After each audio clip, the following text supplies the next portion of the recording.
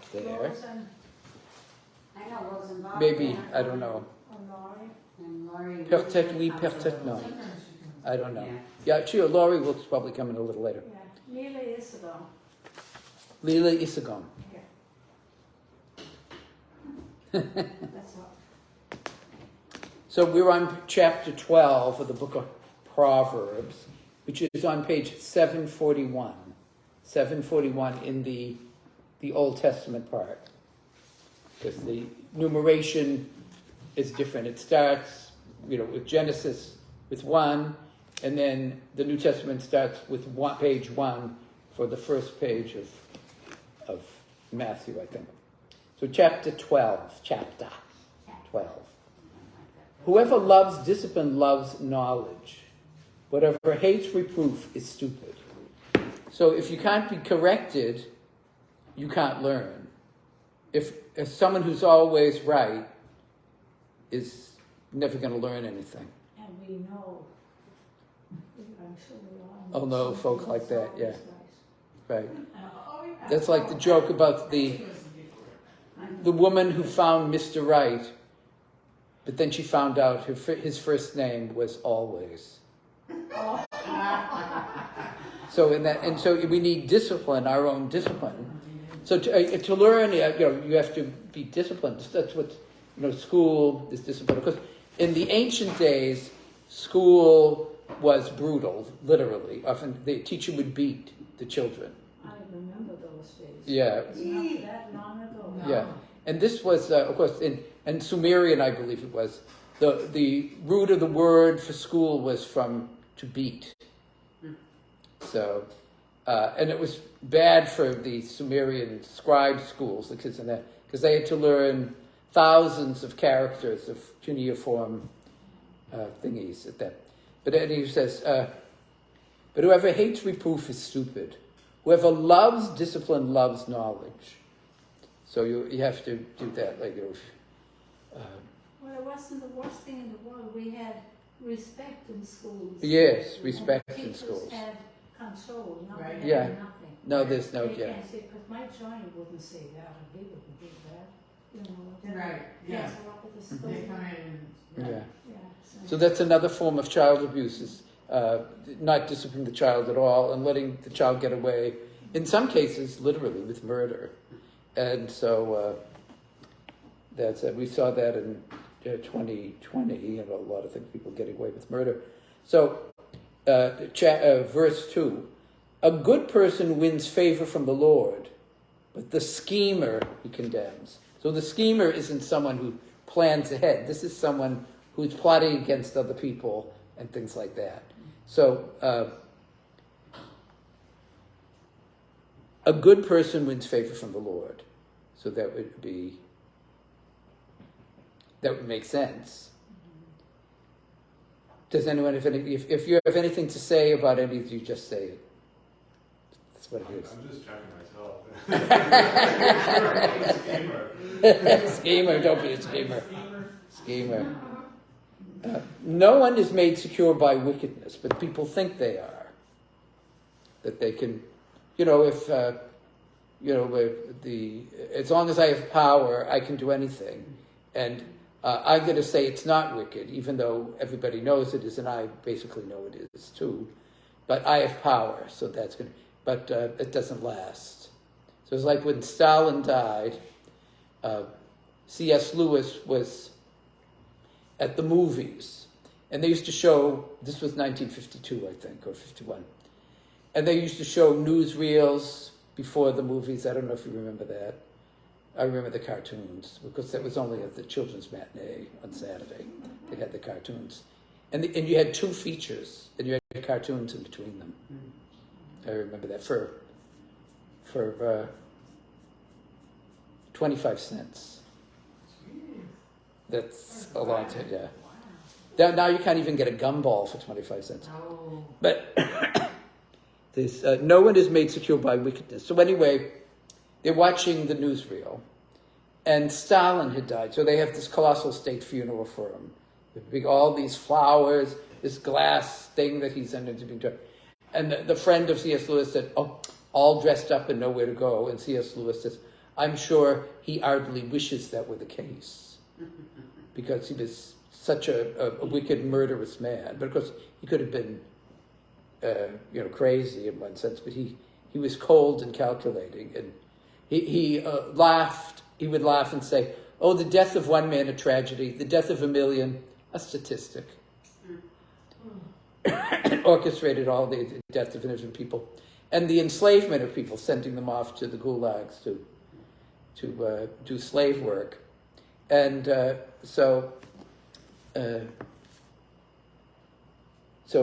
but the root of the just will never be disturbed. So you can't pull that up. So that would be this always in God. So remember, most of these things were people who had a very vague view of the afterlife. So you're a ghost or something like that. Reward and punishment would be in this life, but that didn't pan out. So and as I said last time, I don't know why they didn't go with the Egyptian afterlife instead of the Canaanite and the Babylonian one, because the Egyptian one was much more positive. Because you had to have your body, and you had to take it with you, just about everything. You'd be buried with thoughts. And their houses were mud brick, even the royal palace of the Pharaoh, but the tombs were stone, because that was to be the house of eternity for you. So how did they come up with that? How did they come up with that? Well, probably through natural mummification, because you'd be buried in the desert, and often people dried up, and so they'd have to say, "Oh," I said, "Well, that's what to do." So they thought you needed your body. So we do, actually. To be fully human, you have to be a body. You have to have this a physicality. But God, who created everything, can recreate you. It's all, it's easy for God to do that. So, so they had that. It's called do I write it up there? Deuteronomic theology. I think I wrote it up there. But that was God will reward you in this life or punish you in this life. But it doesn't always happen that way. And innocent people suffer. A baby is born with diseases and things like that. And they say, what's that? But so some of them tried to get around that to say that it was intergenerational, that God would punish, afterwards. So we will come across stuff like that here and that.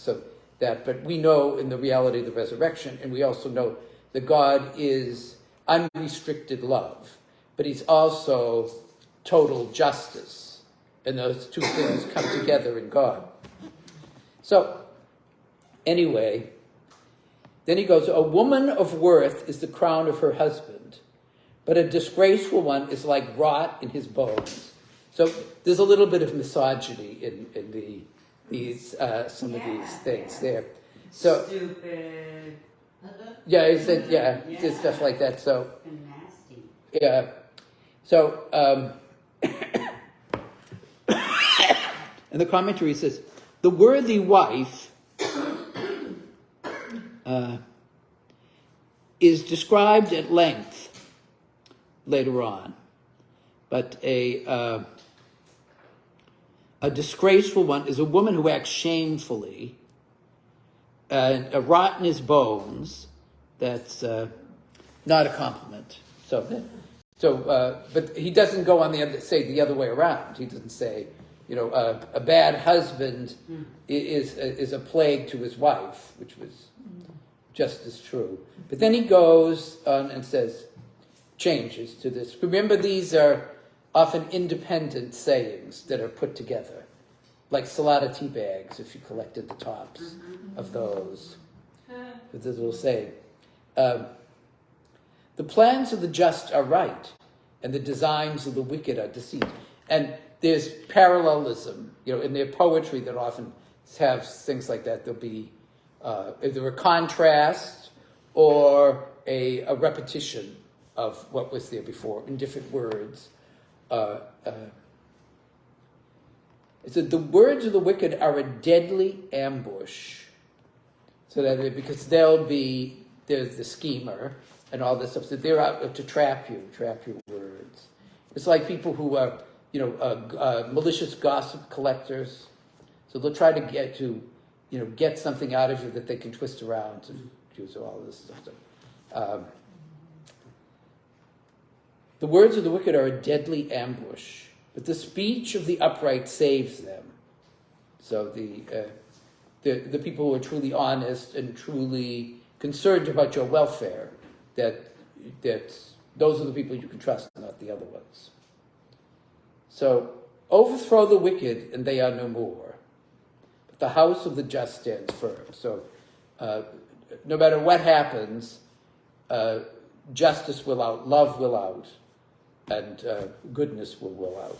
And overthrow the wicked, and they are no more. So no matter how powerful they are. So all of the great dynasties and kingdoms of the ancient Near East, the ones that were in the Bronze Age, here in the Iron Age, they're all gone. They were all gone. And I hope Putin will be the next one with them. Inshallah. But anyway, but they're evil. So, for their good sense, people are praised. But often, for their good sense, people are criticized, because people often don't want to hear something that's not going to back up what their illusions or delusions. For their good sense, people are praised, but the perverted of heart are despised, it comes around like this. They're not likable people as they cultivate their ambitions, shall we say. Better to be slighted and have a servant than to put on airs and lack bread. So you're better to be prosperous enough to have a servant, which didn't mean you had to be really well off in those days. You could have someone, who was a lot poorer than you were, and you could, share your food with this person, and the person would work for you, would clean your house or do things for you. And he said, but don't live this fake life as if to put on airs, as if you're you're a Rockefeller, but you're really a beer seller. You're not wealthy like that. So, and don't pretend. But of course, the wealthy often pretend that they're sophisticated and that they're this and that, and they're classy, but often they're not. The just take care of their livestock. Do you take care of your livestock? You do, yes. The cows in your yard and your goats, things like that. So, the just take care of their livestock, but the compassion of the wicked is cruel. The compassion of the wicked is cruel.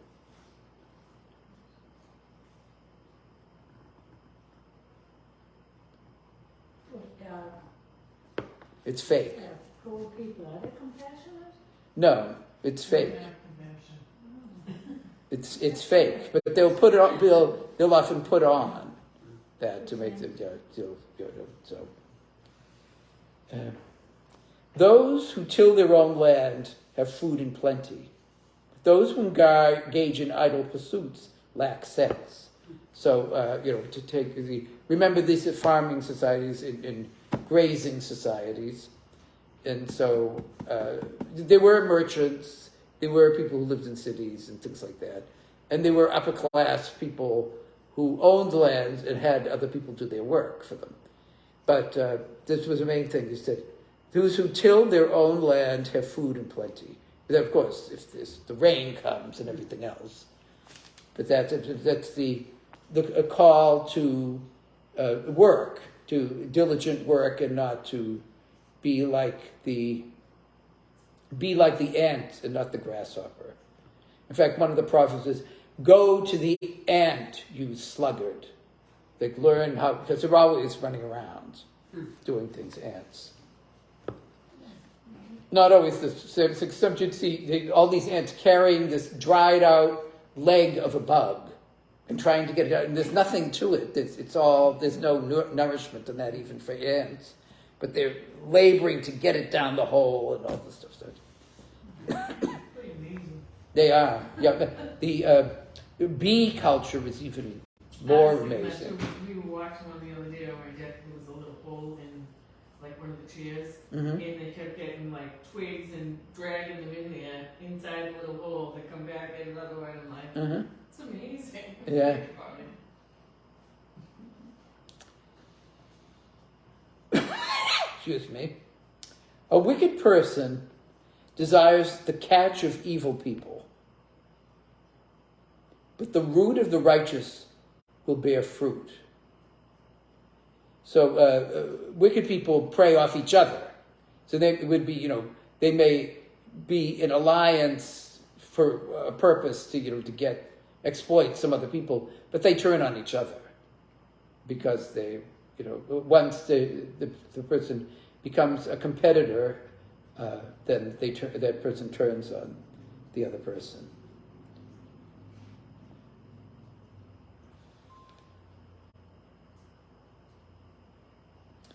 By the sin of their lips, the wicked are ensnared. So that's it. Once you start to lie, you end up tripping yourself up. Just watch any of these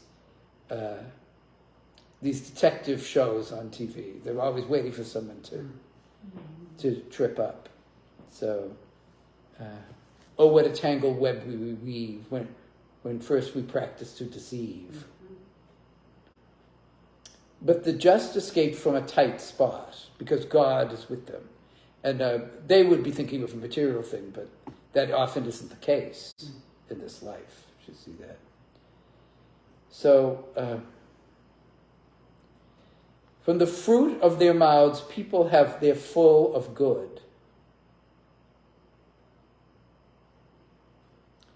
And the works of their hands come back upon them. So that's... a trustworthy speech brings good verbal fruit and other things, but deceitfulness doesn't. And the works of their hands come back upon them. So they're being industrious. That's one of the themes here. Remember, much of this is addressed to at least it's the literary device of addressing a son. How to live, especially in a court situation they were talking about. So, and the way of fools, and remember, fool is the moral fool for the most part. It's not about people who don't have sense enough to come in out of the rain, although that's not good either. But this is a moral fool who thinks I can get away with this, about all this other stuff, and ends up destroying himself, destroying everything around him through that, and doesn't think that God is interested or pays attention to this. The ways of fools, the way of fools is right in their own eyes, but those who listen to advice are the wise. So I like advice. There are some people who don't like it. They find it as... Critical. Well, yeah. So I actually like it. Well, it depends on how it's given, of course. If this person is, I know everything and you're just stupid, and all this stuff that isn't, your problem. But I try to get beyond that and listen to what the person says.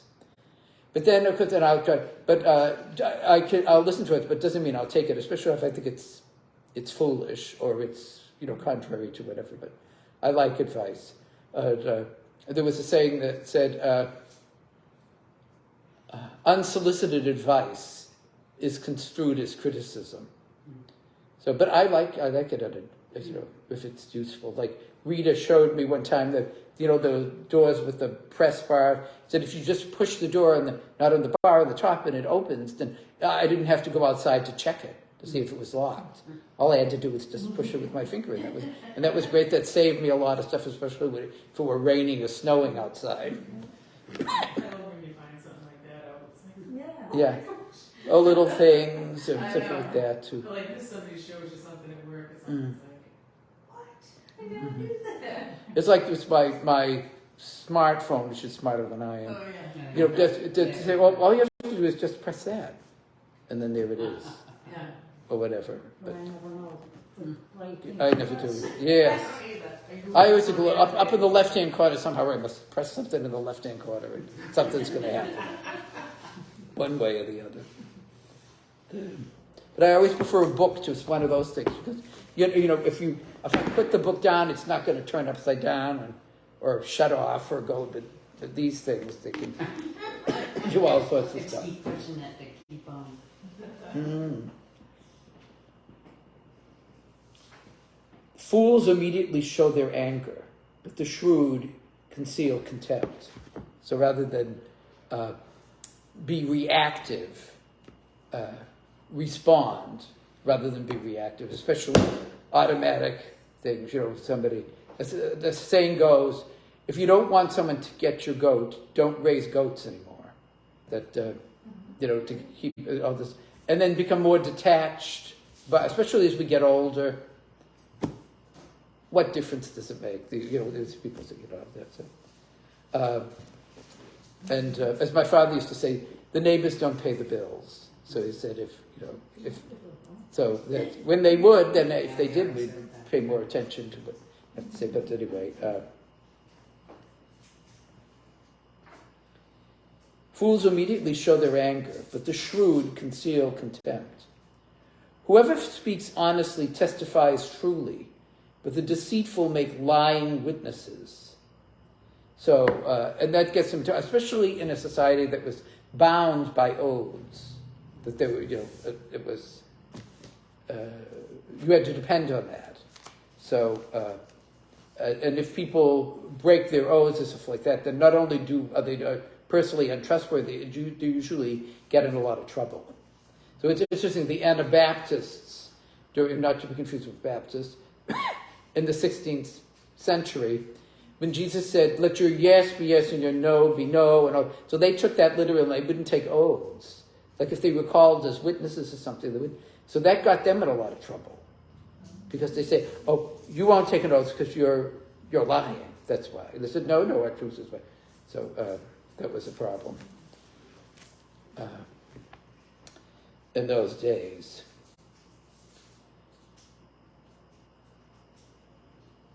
The babble of some people is like sword thrusts. There are people who say, oh, could they just stop? Yeah, Teresa does that. She goes, I'll be talking to something, and I know all this information about it, and I'll go on and on. She'll go, like that. I don't know. That's it, yes. Father Jarmer used to say, oh, the quarter is up. You know, you put a quarter and they're going to say things like that. That's it, yeah. In the gas meter, I remember that now, when they had it behind the door. Mm-hmm. You had to do Yeah. water run up with the frogs. It was 5 shillings. Or a half pound or whatever. And if they didn't feed it, or the shilling or whatever they put in it, it would run out and they had to get money and, you know, to cook or whatever. Yeah. So, but the tongue of the wise is healing. Because if you especially, well, it depends on how the tongue is used. But if a person is really wise, to do it in a really helpful way, which sometimes is blunt, but other times is diplomatic. But some people can't. Do you think that's like, this is like for gossip? Yeah, babble gossip or something? It could be, yeah, like a sword thrust. Yeah. Hurts people. Truthful lips endure forever, especially if you use lip balm. And the lying tongue for only a moment. So again, the parallelism, the contrast there. But it has lips for one and then the tongue for the other, the lying tongue. For only a moment. Deceit is in the heart of those who plot evil. But those who counsel peace have joy to bring. That doesn't always turn out that way. It's like Blessed Helen in Sweden that we talked about yesterday in the 12th century. So there was these quarrels within her family or stuff. So she tried to make peace, but she got killed for her efforts in the end. So a martyr for peace in their families. No good deed goes unpunished. Yes. No harm befalls the just. But of course, that's, again, the Deuteronomic theology, because, all sorts of bad things happen to good people. But there's heaven. We know that. We read these in the light of Christ, all of these things. But the wicked are overwhelmed with misfortune. If only. And a lot of times you see the bad people, they're the ones that everything sort of turns out right. Oh, for them, yeah. They're the prosperous ones and all this other stuff. So that, So it catches up. yeah, well, if not in this life, in the next. Indeed. Go to kingdom. So on page 742, lying lips are an abomination to the Lord, but those who are truthful, his delight. That would be lips that are truthful. So the shrewd, again, you get that, conceal knowledge. So there are people, knowledge is power, so if I don't give it, then I have power over you. If you have to come to me for everything, then I have control over you. So all that. But so knowledge is power, and they don't want to share it. The shrewd conceal knowledge, but the hearts of fools proclaim folly. And it's the other way around, telling people things that's not, especially if these people are malicious and going to use it against you, or all this other stuff. So it was like this. My aunt, they had a girlfriend. So, and she was my aunt was over from Ireland, and they were working in this. They were typists in this place in near Park Street Station in Boston. This is 1950. So a little while back. And so her girlfriend asked her, he said, oh, I'm in a wedding this Saturday, but I have a weekend job, I think it was Jordan Marsh, at the perfume counter. So she had to go, and she said, well, come, and they have to, because they want a pretty girl. And they said, well, yeah, you'll do it. He said, yeah, wear your best stuff, wear pearls or whatever like that, and come. And then when she was, you spray, the women will come up and they want to, so you spray it on your wrist and they get to smell it, something. Well, she's there, and a bunch of Air Force guys come. This is during the Korean War. They come by and they want to smell this stuff from it. So I'm going to let them touch me. She goes, this is it. There it is. Smell it. And then, but my uncle was in the back, and he loved her accent. He just was absolutely smitten at the sight of her. So he comes back the next Saturday, and there's a different girl at the counter. So it is, and she said, oh, yeah, we work at such and such, and we get out at such and such place. Well, what if he wanted to kill her or something like that? It's just blab this stuff out. But it worked out well, because so he was there, whenever he was off, he'd wait, at 5 o'clock when she'd get out, and he'd be there and all this stuff. So, and eventually they got married, and it worked out very well. It's amazing how people meet. Yes. I know, right? It's true. It really is. It is amazing how Yeah. I had a wedding one time, and I said, how did you meet off? And I asked, she said, she crashed into my car on Route 9. And that's how they met. So that's the way. The diligent hand will govern, but sloth makes for forced labor. So the lazy people have to be forced to do things. The diligent hand will govern. So they would say that if you're, of course, again, that isn't always the case. But they have that again, the ant and the grasshopper again. Worry weighs, excuse me, down the heart, but a kind word gives it joy. So, and of course, worry does nothing good.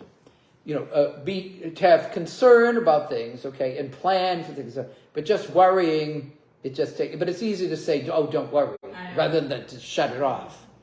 So, I hate when people say that. It's like, oh, you don't intentionally worry. Oh yeah, as if I'm saving up my worries here in this bag, and I'll just take one out whenever I want it.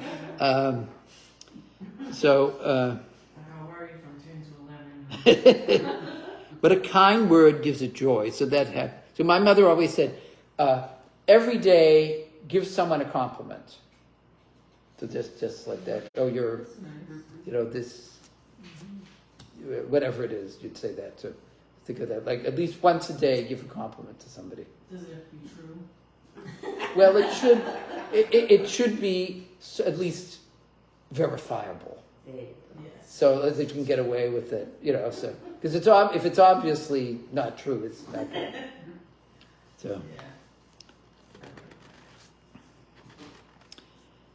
The just act as guides to their neighbors, but the way of the wicked leads them astray. So that was a big thing in these desert situations, to stay on the right path and not to veer off, and to know where you're going. So you to have someone who can lead you and say, yes, this is the way to go, and there's an oasis on the way or something like that to do. Rather than it said, but the way of the wicked leads them astray. So they're not talking about how to get from A to B, but the moral life. What it is, the way of the wicked leads them astray, off the path and into the desert, into the realm of death, ultimately. Sloth does not catch its prey, but the wealth of the diligent is splendid. So sloth, is it sloth? Sloth is the vice. Is the sloth? Is it a sloth that is sloth and sloth? I get mixed up. So the sloth is there's one species of sloth that it moves so slowly. It has algae growing on it, and then but another thing in the same species, if it falls out, it's in the Amazon. If it falls out of a tree in the river, it just floats down. It doesn't, its metabolism is so slow that it's hard for them to drown, because it would be easy for them to be eaten by an alligator or something, I suppose. I don't know how they taste. There used to be giant sloths.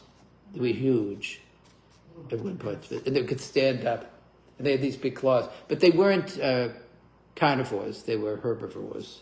So they ate leaves off of trees and things. That's why they were so big.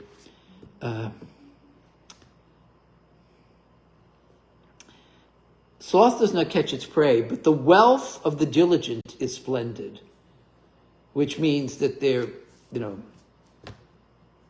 again, the ant and the grasshopper. You do this: be active, be diligent, be a worker, be all that. So, and then you can build stuff up, hopefully. And the path of justice is life, but the way of abomination leads to death. So abomination would be something that was really, God does not like very much. So that would be that. So we can stop there for chapter 12 and go on with chapter 13 next time. Here we are. Okay, we can pray the Our Father. Our Father, who art in heaven, hallowed be thy name. Thy kingdom come, thy will be done, on earth as it is in heaven. Give us this day our daily bread, and forgive us our trespasses, as we forgive those who trespass against us. And lead us not into temptation, but deliver us from evil. Amen. And may Almighty God bless you, the Father, and the Son, and the Holy Spirit. Amen. Well, thank you very much. Thank you. Yeah, thank you. You're welcome. This